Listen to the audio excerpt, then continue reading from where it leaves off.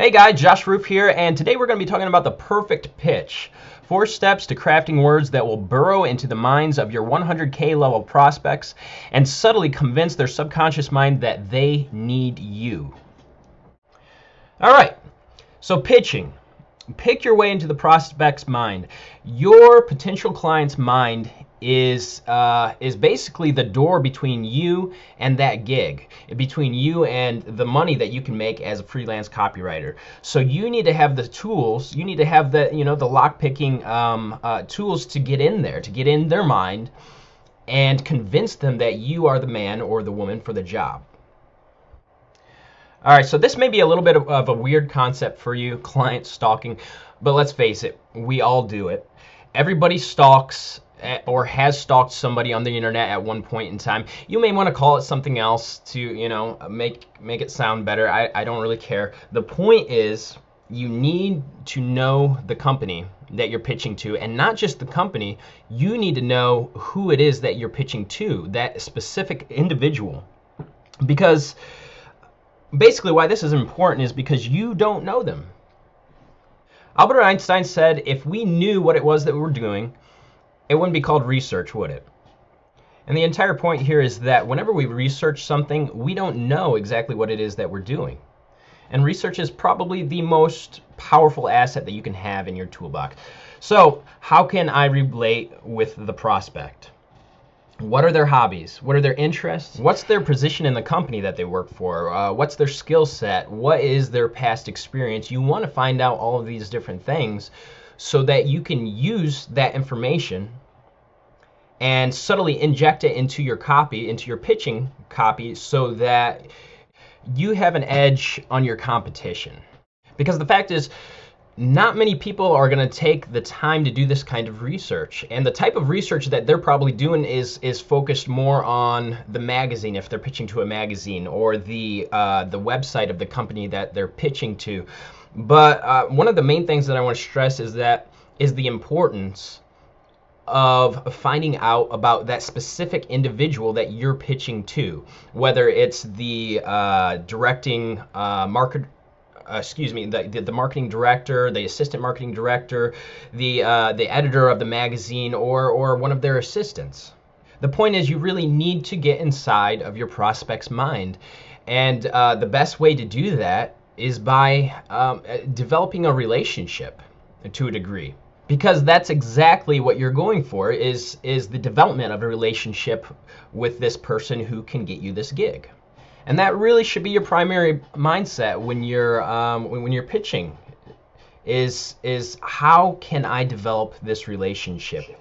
Now, where can I find this information? Where's the best place to find this information? First off, you want to start out with their website or blog. If you're pitching to a magazine, you want to write copy for a magazine, read the magazine. Spend quality time reading at least one full article and skimming over the rest of the magazine. Go to their Twitter, go to their Facebook, and especially their LinkedIn profile. And I'm talking about the individual, not necessarily the company. The LinkedIn profile for the individual that you're pitching to is a gold mine of valuable information, because you can find out their past experience. You can find out a lot of their hobbies, the stuff that they're interested in. You can find out their position. Just about everything that you need to find out is on their LinkedIn profile. So if you can find this, I would utilize that above all of them except for the website and the blog, which you really want to get a good grasp of their content, what it is that they're looking for in their copy, what is their tone, what kind of information do they focus on. Do they place a lot of value on research? Do they place a lot of value on the environment, on social issues? What is it that drives the focus of this magazine or company? That's what you need to find out, and that is how you need to write your pitch, in the same tone, the same voice, and using a lot of the same statistics or research that you might use in an article or copy for this particular company.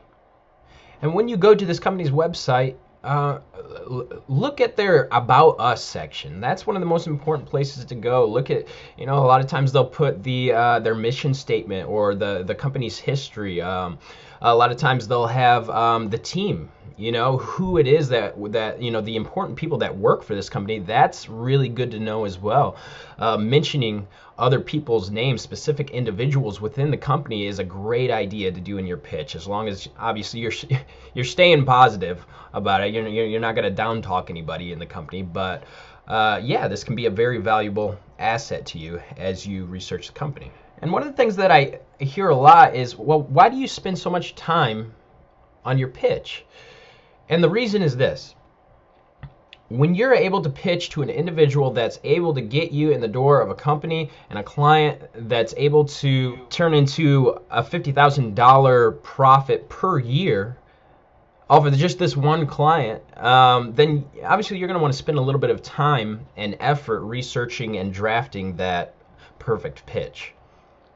And speaking of drafting your pitch, let's put it this way: pitching involves a lot of worry and a lot of anxiety, especially for new freelance copywriters.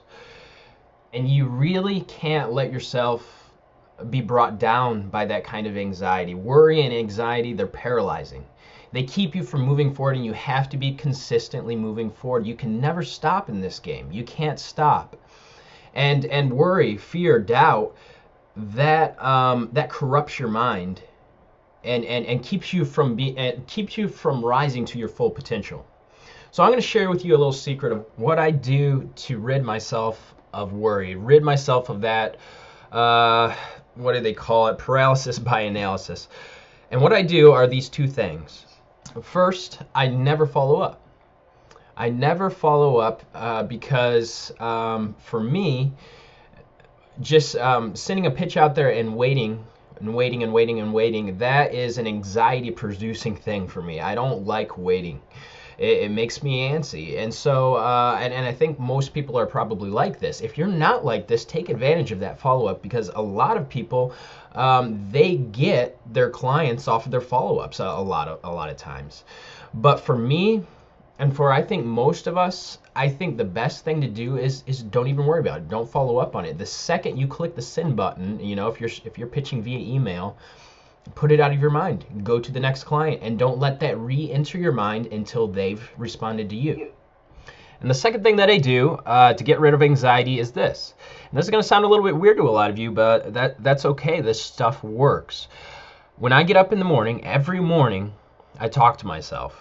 And what I mean by talking to myself is I speak words of power over myself, positive words. I say, I am an outstanding copywriter.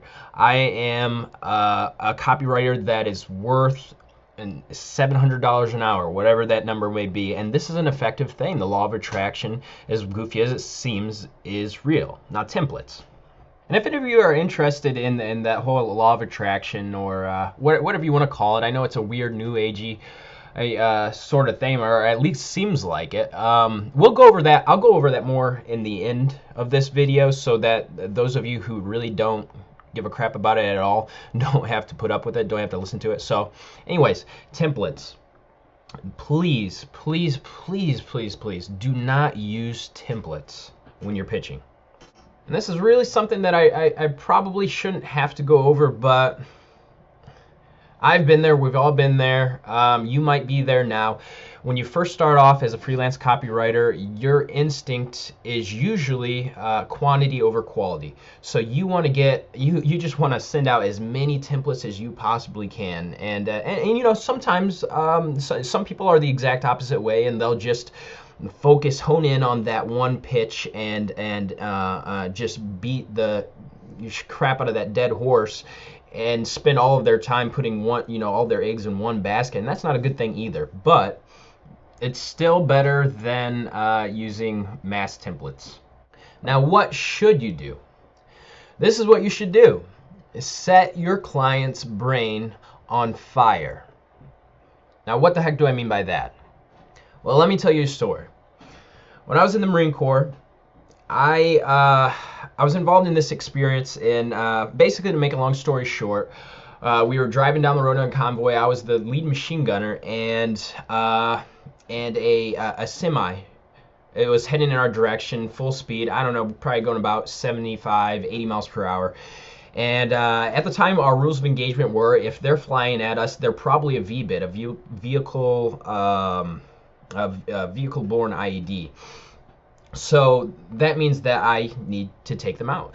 So what happened was, basically, I shot the vehicle up, and it just didn't stop. It just kept flying at us, and my driver put our Humvee on two wheels, avoiding that vehicle. And what happened to me was just ridiculous. I mean, it was like that movie, I don't know if it's Judge Dredd or what, but anyways, there's that drug called slow-mo, and that's exactly what happened to me in that situation. My entire spectrum, my visuals, everything going around me just went into complete slow motion. And a couple seconds later, we had stopped and we were alive, and it was awesome. But the feeling was still there, this rush, this electricity, this jolt of adrenaline that had just, completely pervaded my body. And for whatever reason, my brain was the central hub of that adrenaline. And basically, that's exactly what I'm talking about when I say set your client's brain on fire. After they're done reading that pitch, their brain needs to be on fire. They need to have a rush. They need to be thinking, how could I possibly not hire this individual for this project? And I know what you're thinking. You're probably thinking, well, Josh, that's kind of a pretty high expectation, isn't it? That's kind of a high goal, an unrealistic goal. And what I'll tell you is this. The more unrealistic your goal is, the higher your goal is, the greater things you're going to achieve.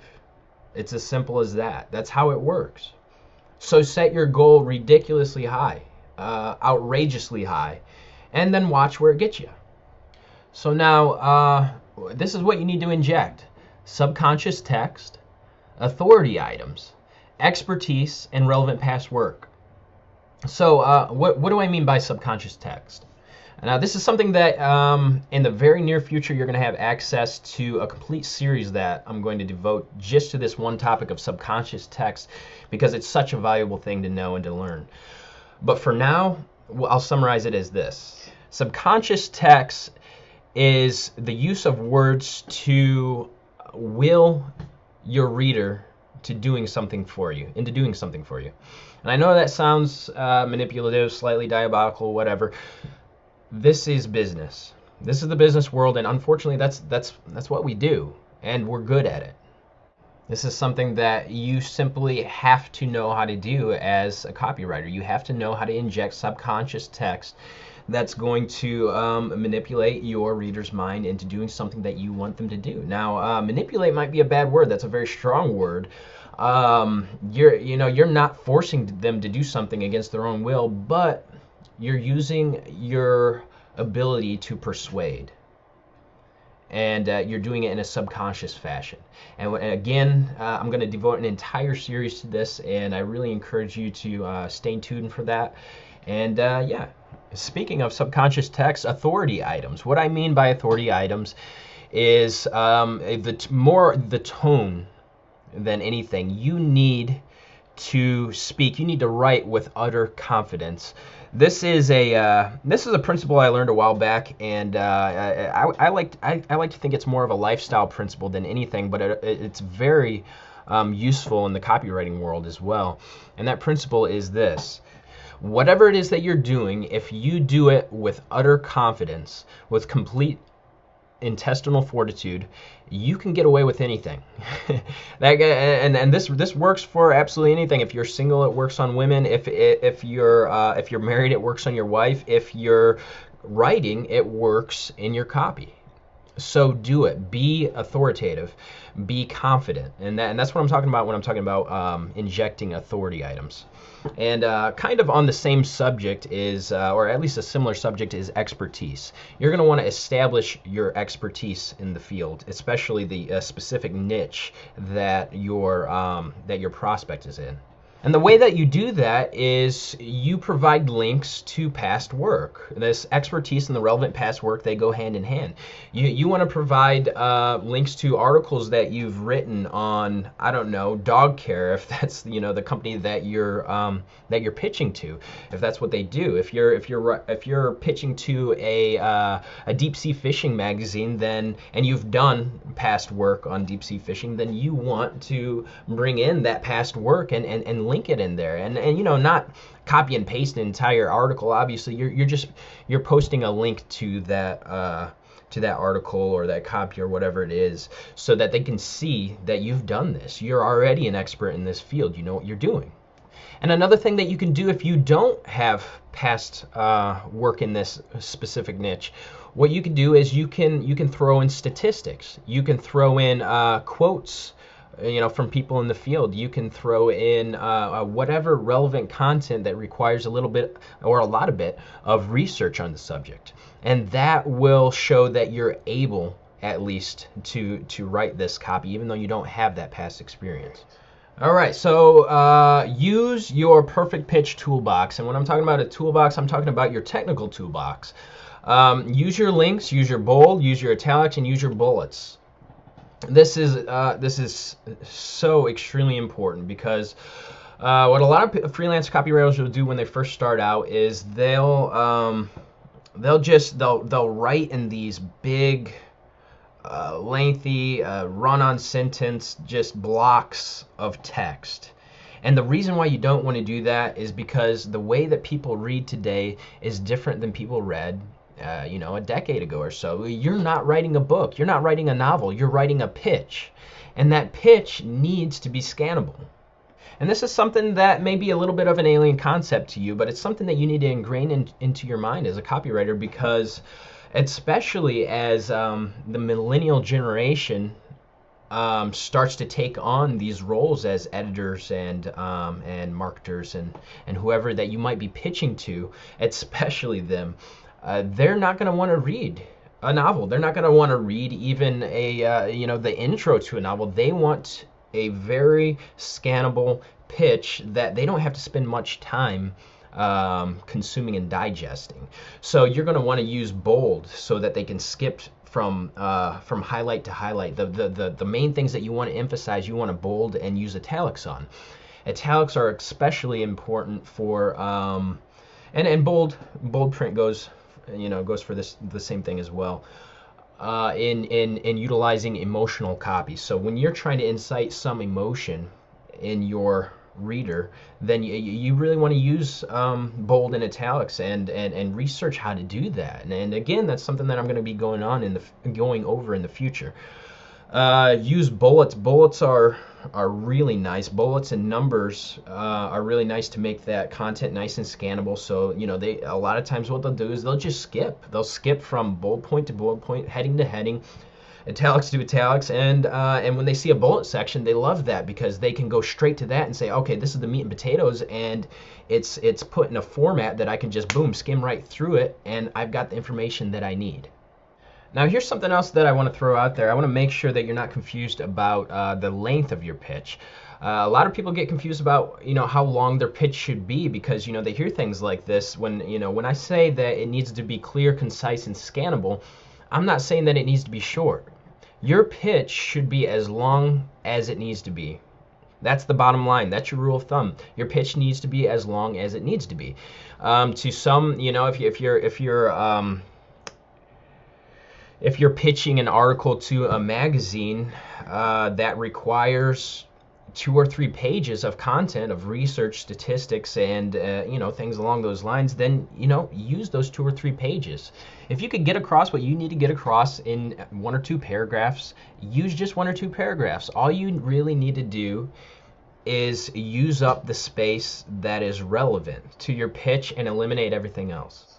Now, as for your follow-up, I kind of jumped the gun earlier, and I already went over this. So, follow up or don't? Should I follow up? When should I follow up? These questions are some of the questions that you've probably already asked yourself, and again, we've already gone over that. My advice is don't follow up. Just don't do it. It's not worth the time. It's not worth the effort. It's not worth mainly the anxiety that it produces when you're focusing on that one company, that one single client that, chances are you're not going to get.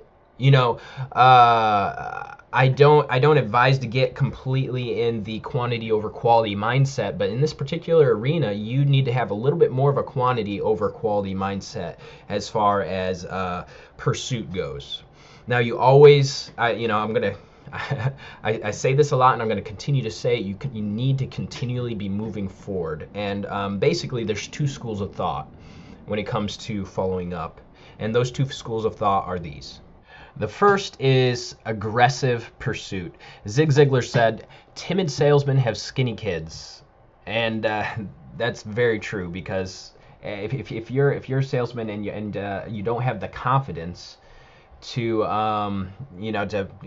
put your head down and keep moving forward, those little buggers are going to starve. I'm sorry, but you have to be confident. You have to be aggressive in what you do as a salesman, and the same applies to the copywriting arena. And the second school of thought is this: aggressive pursuit. It's the same thing, right? Sun Tzu said, opportunities multiply as they are seized. Don't wait for an answer. Keep moving forward to the next. Don't wait on that one prospect. Don't don't put all your eggs in one basket, just waiting and getting anxious and so on and so forth. You have to continue to move forward, and don't be anxious. Don't have any anxiety. Don't worry about anything else. And I think this is a pretty good time to get back into what you speak. All right, and what you hear. Basically, put it this way. If you eat McDonald's every day, you're going to get fat, right? You're going to get fat, you're going to get slow, you're going to get disgusting, you're going to get lazy, because your body doesn't have the energy to pull all that fat around and do the things that you enjoy. And the same applies for your mind. The most important thing that you can pay attention to is your mind, what you're feeding your mind with. What's your brain food? All right, if you want to be an amazing copywriter, what's the food that you need to be feeding your brain? Amazing copy. You need to be reading amazing copy. You need to be reading about amazing copywriters, their biographies, how they live their lives, what they do, the words that they say. And then that goes for you as a freelancer as well, a freelance copywriter. If you want to be an amazing copywriter, you consume amazing copy. And if you want to be a great entrepreneur, a great freelance writer, then you need to put positive thoughts into your head, and you need to actively filter any negative thoughts and any negative words. And what I mean by that is, for instance, if you're around friends that are always pessimistic, this is going to sound a little bit Machiavellian, but get rid of them. They're only going to bring you down. The words that they say have a very strong effect on your mind, and your mind is what controls what you do. So yeah, when you make a mistake, don't dwell on it. Don't focus on it. Don't say, stupid, how could you have done something like that? The more you call yourself stupid, the more stupid things you're going to do. That's the reality of the matter. It's science, and I'll share with you actually scientific experiment. I can't remember the doctor's name. You'll have to Google it. Oh, Dr. Emoto, that was his name. Dr. Emoto, he did this experiment with 3 jars of rice, and over the first jar of rice, he spoke positive things. Over the second one, he spoke negative things, and over the third, he did nothing. And it was actually pretty amazing, the results. In the first one, it did the natural process of fermenting, and in a very healthy way. The second one, it was just black mold. It was disgusting. And the third one, surprisingly, was the worst. The one that was ignored. So anyways, that's enough of that for now. This is the last thing I'd like to leave you with before I get back into the whole power of words, verbalized and not. To improve, you've probably heard the statement that it takes 10,000 hours to become an expert. But I say that's not the case if you do it the smart way. 1, learn to speed read. I won't place too much emphasis on that. Not everybody's into it, but it actually works. And the one book that I would recommend on the subject of pitching is writing query letters that rock. I learned everything that I know about pitching from this book, from this one little book. And the reason why it's so effective is this.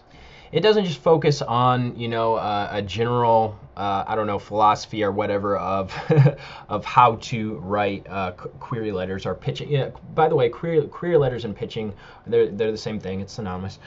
But it doesn't just focus on, the general. It focuses on specific examples, real life examples. So, and if you do nothing more than read that section of the book, you'll be good to go. Actually, that's what I did. I skimmed over the rest. But the examples are brilliant because what they do is they have the pitch. They have an effective pitch that worked, and the writer got the job because of this pitch. And they have the thoughts of the writer, the thought process, why they threw in that statistic, why they threw in whatever elements that they did, and why they wrote it in this voice, in this tone, whatever. And then beyond that, they have the response of the editor or whoever it was that they were pitching to, and that is it's invaluable because the insight that they share is exactly the process that's going on in the mind of your prospect as they read over your pitch, right? So they say exactly why they chose this freelance copywriter over the hundreds of others that applied for the gig. So they say, the first thing that caught my attention, the headline is brilliant because of this, and this. And then the first paragraph drew me in because this is exactly what our magazine is looking for, our company needs, etc., etc. So anyways, I'm not an affiliate for this book or anything. I don't have the link for you to click, but I strongly advise this book because this is where I get all of my knowledge about pitching. I mean, most of my knowledge about pitching, and a lot of it comes from trial and error and from experience, but this is a great place to start. So yeah, anyways, let's get back to the power of words. If you're not into this sort of thing, that's okay. You can shut off the video. That's fine. But this is something I really want to share with you guys because this is something that has drastically affected my success in the arena of freelance copywriting, and it's something that I want to share with you because even though it's not a technical sort of thing, it's a huge factor of my success, and I want you to be successful, and I believe that you will be successful, especially if you go by this philosophy. And basically, this is what I got for you: get up every morning and talk to yourself. It's as simple as that. You get up in the morning and talk to yourself, and when I say talk to yourself, you're talking positive things. Focus on nothing but the positive. Focus and visualize on what you want. You want $100,000 within your first year. And what you say is you're going to get that $100,000 profit this year because that's my reality. You have to create your own reality. You're responsible for creating your own reality. I mean, if you're down in the dumps, if you're if you're earning minimum wage, if you're in a crap job or whatever the situation is, the reason why you're in that situation is because you created that reality for yourself, and that's something that you need to buck up, take that responsibility for, and get positive and start speaking words of power. And what I mean by words of power is words that affect your brain. It's brain food. It affects your mind, and there's a science behind it. Like Dr. Emoto, that experiment that I talked about before.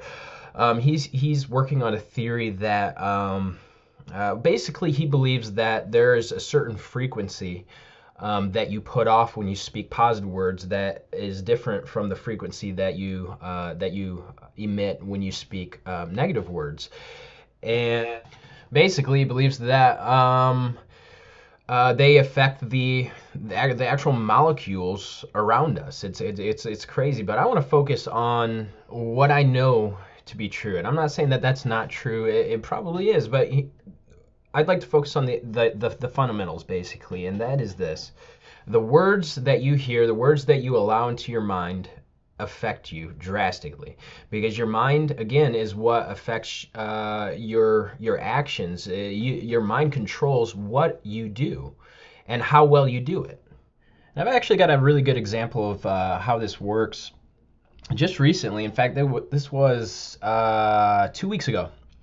My wife, Lacey is her name, and one thing you should know about my wife is she is the most happy, joyful, fun-loving person you'll ever meet, and that's one of the things I love about her. But I had started noticing that she was really starting to get down on herself about things. She was borderline depressed, and that's really not her at all. I'd never seen her like this.